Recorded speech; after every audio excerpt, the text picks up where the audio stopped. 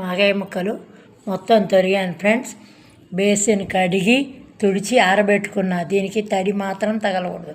పచ్చళ్ళు దేనికైనా నీళ్ళ తడి తగలకూడదు. ఇప్పుడు ఈ ముక్కలు ఇందులో వేసుకుంటాను. ఇప్పుడు ఇందులో ఒక గరిటెడు పసుపు వేసుకుంటాను.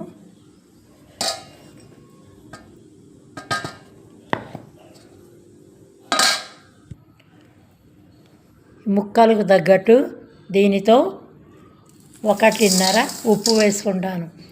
ఇది 2 రోజులు నిలవ ఉండాలి, 3 రోజులు ఎండలో పెట్టాలి కాబట్టి ఉప్పు దీనిలో కరిగిపోతుంది.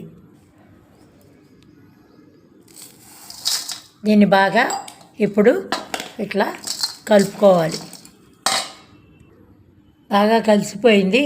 ఇప్పుడు ఈ ముక్కల్లో ఊట ఊరుతుంది. ఇందులో 3 రోజులు నిలవ పెట్టుకుంటాను.